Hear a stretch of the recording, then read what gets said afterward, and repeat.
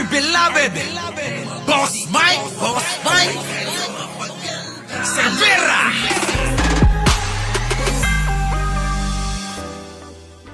Sa ngalan po ni Boss Mike Cervera, ako po muna ang makakaharap ninyo at mapapanood. Please po, pagtsagaan niyo po ako.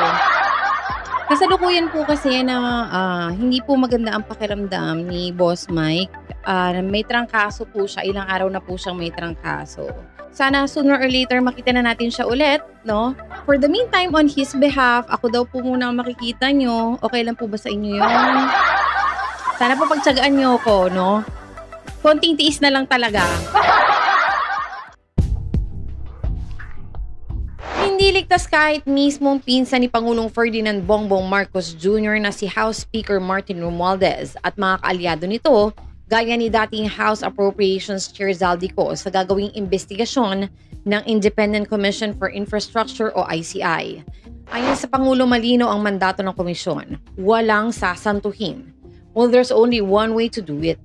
They will not be spared. Wala tayong kinikilingan, wala tayong tinutulungan, giit ni Marcos Jr. sa press con sa Kalayaan Hall nitong September 15. Naiulat na sinisisi ni Navotas Representative Toby Tiangco sina Romualdez at Co. sa bilyon-bilyong pisong insertions o dagdag pondo para sa infrastructure projects na lumabas na substandard at ghost projects. Tiniyak ng Pangulo na completely independent ang ICI at hindi ito gagaya sa Senado o Kamara na madalas binabatikos dahil sila-sila lang rin ang nag-iimbestiga sa sarili nilang hanay. Ito ang kaibahan ng ICI, wala silang ties sa gobyerno. Kaya nilang maglabas ng patas na findings, dagdag pa ng Pangulo. Kung titignan daw ang komposisyon ng ICI, wala itong miyembro mula sa gobyerno maliban kay Mayor Benji Magalong na nagsisilbi lamang na advisor. Giit pa ni Marcos Jr., hindi dapat politikahin ang investigasyon. Simple lang ito, magkano ang ninakaw na pera ng mga balasubas na ito?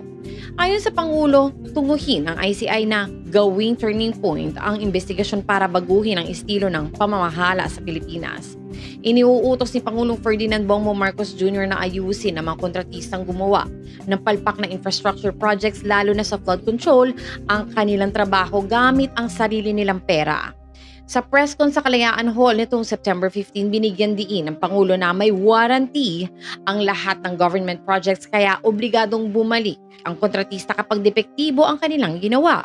Kahit sabihin nilang completed, kapag nadiskubre na hindi tama ang pagkakagawa, they still have to honor the warranty, ani Marcos Jr. Mariin din niyang binalaan ng mga tiwaling kontratista. Balikan ninyo iyong walang kwentang project na ginawa ninyo at ayusin ninyo na maganda out of your own pocket, giit ni Pangulo. Kasabay nito, inatasan din ng Pangulo ang bagong tatag na Independent Commission for Infrastructure na tutukan ng accountability at financial losses sa mga irregularidad. Don't politicize this. Simple lang ito, magkano ang ninakaw ng mga balasubas na ito. That is what we need to fix, dagdag niya.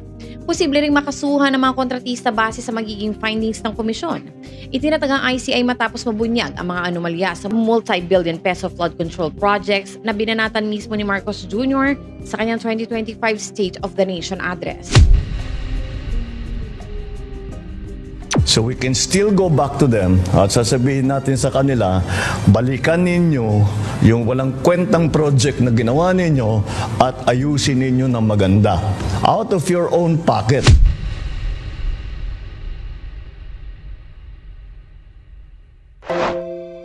Sa ngalan po ni Boss Mike Cervera, ito po si Auntie Mama ng Rizal, also known as Anino TV, na nagsasabing mahalin po natin ang ating kapwa, ipagdasal po natin lagi ang ating bansa. Magandang umaga, magandang hapon at magandang gabi, saan man dako ng mundo naroon kayo, at syempre, magandang buhay na rin para sa ating lahat. Maraming salamat po. Our beloved Boss Mike